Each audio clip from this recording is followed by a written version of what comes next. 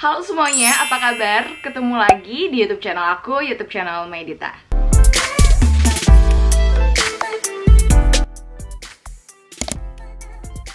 Seperti biasa, aku selalu ingatkan kembali ke kalian, sebelum kalian tonton video ini, please klik tombol subscribe di bawah yang warna merah sebagai bentuk dukungan kamu terhadap channel aku.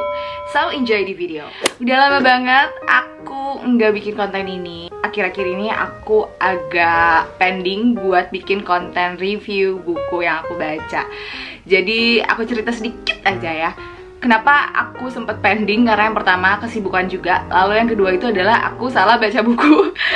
Jadi aku sempet baca salah satu buku yang sebenarnya buku itu bagus banget. Cuman buku itu tuh lumayan tebel dan susah banget dimengerti. Jadi aku butuh bacanya tuh pelan-pelan, gak bisa aku screening cepet gitu. Sedangkan kalau misalkan aku mau bikin video, aku gak bisa baca dalam waktu sebulan atau yang terlalu lama gitu. Makanya aku skip dulu buku yang itu dan aku pindah lagi ke satu buku yang emang ini juga bagus banget bukunya. Karena buku yang sebelumnya itu adalah salah satu buku favorit aku juga, yaitu yang Rich Dad Poor Dad. Itu tuh buku finansial pertama yang aku baca, dan buku itu tuh menurut aku menjadi buku favorit aku untuk belajar finansial karena bukunya tuh sangat gampang banget dimengerti dan isinya tuh bagus. Dan aku pun baca yang seri keduanya ini yang sekarang, yaitu Cash Flow Quadrant, dan ini pun bagus banget. Jadi aku saranin untuk kalian, buat kalian yang belum pernah belajar finansial dan ingin mulai belajar mengenai finansial, aku saranin kalian buat baca buku-bukunya dari Robert Kiyosaki, karena dia itu punya 3 buku yang ngebahas finansial, dan menurut aku buku-bukunya tuh benar-benar bagus dan cocok untuk pemula. So without further ado, let's get started. Oke, buku yang akan aku review hari ini itu adalah buku series keduanya dari Rich Dad Poor Dad, yaitu Cash Flow Quadrant. Kalau sebelumnya Rich Dad Poor Dad itu adalah buku yang mengajarkan tentang pengetahuan finansial atau financial literasi, tapi dengan cara menceritakan dari 2 sisi, yaitu dari seorang ayah yang kaya dan ayah yang miskin, bagaimana dia mendidik anaknya secara finansial. Dan di buku yang series kedua ini itu dijelaskan tentang di dunia ini kita itu ada 4 macam kuadran. Kuadran ini tuh diartikan cash flow kuadran itu dari mana orang itu mendapatkan uang itu ada 4 tipe. Nah, apa aja itu? Jadi cash quadrant itu ada E itu stand for employee atau pekerja. Lalu ada S itu stand for self-employee atau small businesses. Dan yang B itu untuk big businesses, dan I itu untuk investor. Nah, di sini dijelaskan satu-satu mengenai 4 kuadran itu. Nah, tapi sebelumnya di sini juga diceritakan mengenai bahwa ayah yang miskin tapi berpendidikan tinggi itu mendidik anaknya untuk sekolah, mendapatkan nilai sebaik-baiknya, dan bekerja atau menemukan pekerjaan yang layak gitu, pekerjaan yang safe. Mungkin contohnya kalau kayak di kita cita-citanya jadi seorang pegawai BUMN atau PNS gitu, yang safe. Sedangkan kalau ayah yang kaya itu mendidik anaknya dengan prinsip pergilah ke sekolah, lulus, bangun bisnis, dan menjadi investor. Kenapa dia mengajarkan seperti itu? Nah, nanti ini tuh akan berkolerasi dengan keempat kuadran yang akan aku bahas. Nah, di sini tentunya nggak akan aku bahas semua yang ada di buku ini, karena lebih baik kalian baca sendiri. Kalau misalkan aku bahas semuanya, nanti kalian nggak mau baca bukunya dan beli. Oh ya, buku ini bisa kalian beli di Gramedia. Aku udah nemu yang versi bahasa Indonesianya juga udah ada. Atau kalian bisa beli di Amazon, bisa beli di toko-toko buku import. Karena ini buku bestseller, jadi gampang banget kalian dapetin di mana-mana. Langsung aja aku bahas part 1, yaitu membahas mengenai 4 perbedaan kuadran. Kuadran yang pertama itu adalah employee. Hal atau ciri khas yang dimiliki oleh seorang employee adalah employee itu akan mencari pekerjaan yang aman dan benefit yang bagus. Ini adalah yang paling banyak orang-orang inginkan. Jadi setelah aku baca dan setelah aku teliti, dari si kuadran pertama sampai kuadran keempat itu demand-nya itu makin sedikit ya. Kuadran pertama employee, demand-nya itu terlalu banyak, bahkan banyak banget orang yang pengen jadi employee atau bukan pengen sih, mungkin mereka stuck dan ya udah jadi employee aja karena nyari aman. Nah, lalu yang kedua itu adalah level kedua itu yaitu self employee atau small business. Itu biasanya mereka tingkat kesuksesan mereka itu dinilai dari tingginya bayaran mereka setiap jamnya. Jadi contohnya itu kayak dokter, makeup artist, atau arsitek gitu ya. Jadi orang-orang yang bekerja secara sendiri, self employee, lalu mereka dibayar gitu. Dan tingkat kesuksesan mereka itu biasanya dinilai dengan mahalnya bayaran yang mereka dapat per jam kayak gitu. Nah, lalu yang selanjutnya itu adalah big businesses. Big business itu tuh yang membedakan kesuksesan mereka itu bahwa mereka itu bisa merekrut orang yang lebih pintar dari dia dan bekerja untuk perusahaan dia. Jadi untuk memiliki perusahaan yang besar, kita itu nggak perlu jadi orang yang paling pintar. Beda sama employee, beda sama self-employee atau small business. Karena kalau misalnya kita punya bisnis yang besar, kita itu bisa merekrut orang, mempekerjakan orang yang sebenarnya lebih pintar dan lebih jago dari kita untuk menjalankan bisnis kita. Jadi yang dipelajarinya itu adalah sistem yang harus kita bangun. Ini ada cerita menarik. Jadi beberapa hari lalu aku ngedengerin podcastnya Pak Gita Wirjawan. Aku emang favorit banget gitu ya ngedenger podcastnya dia yang Endgame itu, karena tamu-tamunya sangat-sangat inspiratif. Dan waktu itu aku mendengar wawancara dengan seorang pemilik kopi kenangan. Dia itu nggak bisa bikin kopi dan dia nggak bisa coding. Jadi kopi kenangan itu, as we know, sekarang udah grow banget. Dia sekarang punya aplikasi sendiri, punya website dan lain-lain, which is biasanya itu kan berhubungan sama coding, karena dia juga udah mau masuk, udah bukan mau ya, udah masuk digital banget gitu ya penjualannya. Dia juga bukan orang yang pintar gitu, cuman mungkin lakinya dia memiliki pemahaman bisnis ya. Dia berani mengambil resiko untuk berbisnis gitu dan berhasil gitu. Dia nggak usah pintar, dia nggak usah bisa bikin kopi, dia nggak usah bisa coding, tapi dia menjalankan perusahaan kopi yang menurut aku emang kopi kenangan tuh kopinya enak gitu ya. Terus juga dia punya aplikasi sekarang gitu. Jadi kalau misalkan kita berani untuk menjadi seorang pengusaha besar itu, kita nggak perlu menjadi orang yang bisa menjalankan atau bisa mengerjakan langsung pekerjaan atau bisnis yang kita jual seperti itu. Nanti aku bakal bahas lagi lebih dalam dan kita lanjut aja langsung ke level yang keempat, itu adalah investor. Kenapa investor itu levelnya paling tinggi dan kenapa orang-orang kaya itu kalau kalian amati itu pasti menjadi seorang investor? Karena investor itu menciptakan uang dari uang. Kalian itu mendapatkan uang tanpa harus bekerja, tanpa harus mengeluarkan waktu. Jadi semakin level ini ya, dari level 1 sampai level 4, itu waktu yang tersita di hidup kalian itu semakin sedikit. Waktu yang paling banyak tersita itu adalah menjadi seorang employee, seorang pegawai. Pegawai itu apalagi pegawai swasta, kalian bisa kerja lebih dari 10 jam. Terus juga self-employee juga, kalau artis kalian lihat kan syuting dari pagi sampai malam.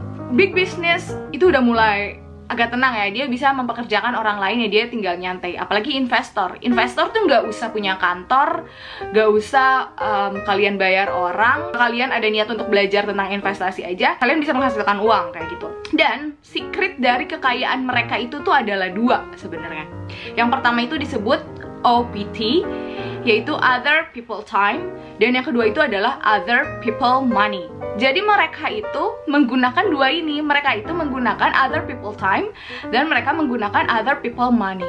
Pembahasan lebih dalam tentang investasi ini ada di bukunya ketiga, yaitu tentang belajar mengenai investasi. Aku baru mau baca, nanti kalau misalkan udah aku selesai baca akan aku update juga ke kalian. Nah, sebenarnya untuk investasi ini tuh banyak banget bentuknya ya, tidak hanya uang gitu kan. Education itu juga masuknya investasi. Loyalty itu seperti misalkan jaminan pensiun itu yang orang-orang cari sebagai pegawai, itu juga sebenarnya investasi. Big family, punya family yang banyak, kasih sayang yang banyak, itu juga investasi. Tapi yang diceritakan di buku ini tuh lebih menjurus ke uang gitu ya. Nah, lalu sebelum bahas selanjutnya, ini tuh ada tips yang aku dapat ya dari buku ini. Tips dari seorang rich dad itu yang diceritakan di buku ini, bahwa jika kamu mau sukses nih, jika kamu mau berhasil, kuncinya adalah kamu harus menjadi seorang pendengar yang baik. Kenapa? Karena kamu itu harus tahu dengan siapa kamu berbicara. Apakah dia itu tipe E, tipe S, tipe B, atau tipe E.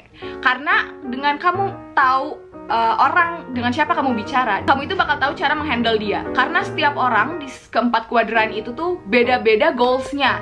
Kalau misalkan tipe employee, yang ada di otak mereka itu adalah safe. Ketika kamu menawarkan produk atau kamu ketika ingin bekerja sama-sama mereka, kunci utamanya adalah memberikan mereka rasa aman. Jadi beda-beda tipe cara kita menghandle orang sesuai tipe kuadran mereka, seperti itu ya. Sebenarnya di keempat kuadran itu nggak ada yang jelek ya. Dibandingkan kalian nganggur, ya udahlah, nggak apa-apa jadi employee juga gitu kan. Cuman nggak ada yang lebih bagus atau lebih jelek. Ini hanya insight aja dari segi pendapatan, dari segi waktu yang bisa kalian gunakan gitu ya. Karena kan kalau kalian jadi seorang investor atau seorang business owner yang besar gitu ya, waktu yang kalian punya untuk keluarga itu lebih banyak dibandingkan kalian menjadi seorang pegawai dan self-employee. Di kuadran E dan kuadran S itu terlalu banyak diskriminasi. Untuk menjadi seorang employee dan self-employee itu terlalu banyak diskriminasi. Kalian sadar nggak sih? Umur, fisik, warna kulit, tingkat pendidikan itu menjadi syarat ketika kalian melamar pekerjaan. Tidak semua usia, tidak semua jenis kelamin bebas memilih pekerjaan. Berbeda dengan ketika kalian berbisnis. Anak kecil sampai orang tua, aki-aki pun boleh berbisnis, bebas, gak ada larangan. Kalau misalnya kalian melamar pekerjaan tuh kan suka banyak banget syaratnya. Apalagi sekarang ya, buat kalian mungkin ini semangat yang lagi desperate cari-cari kerja, kayak kalian gagal terus. Karena semakin kesini tuh pencari kerja itu banyak, dan syarat-syarat masuk kerja tuh semakin gak masuk akal. Terlalu banyak diskriminasi. Nah, lalu yang keempat adalah, ini hal krusial banget, harus bayar pajak. Loh, kok harus bayar pajak? Emang yang B sama I itu nggak bayar pajak? Nah, ini aku bicarain lagi tadi kan, prinsip kaya itu adalah using other people time and using other people money. Pengusaha besar itu, dia nggak bayar pajak pakai uang dia. Dia bayar pajak pakai uang perusahaan, uang orang lain. Sebagian dari gaji kalian, sebagian dari gaji aku juga pegawai. Pinter banget kan? Untung banget gitu. Untuk menjadi investor itu tuh ada 5 perbedaan investor ya. Di buku ini tuh dijelaskan. Yang pertama itu adalah the zero financial intelligence level. Ini tuh orang yang paling gak ngerti sama sekali tentang finansial, gak nabung sama sekali. I hope dengan aku membuat video ini buat teman-teman yang belum menabung, buat teman-teman yang belum tahu atau masih kurang sekali tentang financial literasi, itu mulai terbuka wawasannya, mulai ada kemauan untuk menabung. Bukan menabung, bahkan investasi. Aku juga tipe orang yang telat sih. Keluarga aku tuh nggak ada yang basicnya finansial, dan nggak ada orang tua aku yang mengajarkan aku bagaimana cara memanage uang yang baik. Aku baru tahu hal-hal ini setelah aku bergaul, setelah aku berteman dengan banyak orang yang lebih mengerti. Ya, dengan makin banyak kita bergaul sama orang-orang, berada di lingkungan yang berbeda, itu membuka wawasan juga gitu, bahwa ternyata finansial itu penting banget ya untuk dipelajari. Nah, lalu yang kedua itu adalah the savers and loser level. Ini tuh untuk orang-orang yang menyimpan uang tabungan. Sekarang tuh udah nggak zaman ya nyimpan uang di tabungan. Karena uang yang kalian simpan di tabungan itu tuh akan termakan inflasi. Jadi lebih baik minimal kalian tabungin ke emas lah gitu. Kalau misalkan kalian belum tahu gimana caranya investasi gitu ya, mending uangnya diinvestasiin aja dibandingkan disimpan di tabungan. Tapi nabung itu lebih baik dibandingkan kalian nggak nyimpan uang sama sekali. Level ketiga itu adalah I'm too busy level, atau orang yang nggak punya banyak waktu untuk belajar investasi sehingga menggunakan jasa manajer investasi. Nah, kalian bisa ikut atau join investasi yang menggunakan manajer investasi seperti reksadana. Nah, reksadana itu adalah jenis investasi yang investasinya itu sebenarnya diurus oleh seorang manajer investasi. Jadi kalian nggak harus belajar langsung gitu tentang saham, tentang obligasi, dan lain-lain. Jadi sebelum kalian terjun ke investasi, kalian harus belajar dulu. Nah, lalu yang keempat itu adalah I'm a professional level. Nah, professional level ini adalah orang yang melakukan investasinya sendiri. Dia belajar secara mendalam tentang investasi, lalu dia invest sendiri gitu. Lalu yang kelima itu adalah kapitalis level.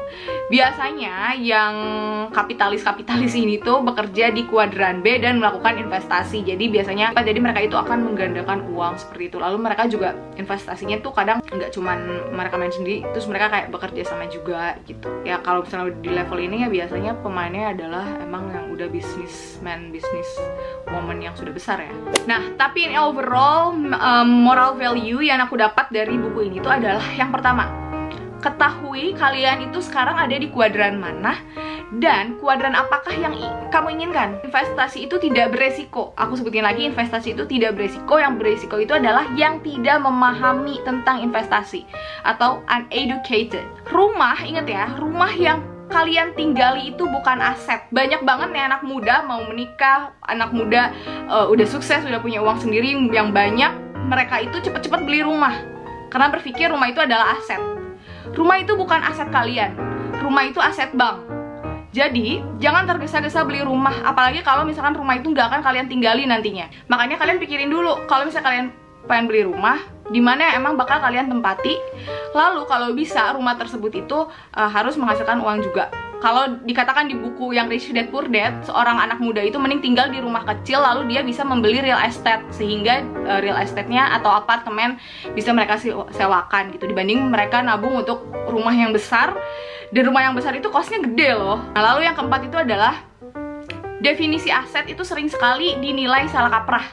Jadi banyak orang yang mikir, aku punya aset emas, aku punya aset deposito dan lain-lain. Yang disebut aset itu adalah suatu hal yang ketika kamu jual itu harganya naik, itu jadi aset. Tapi ketika kamu jual itu harganya turun, itu bukan aset, namanya itu rugi.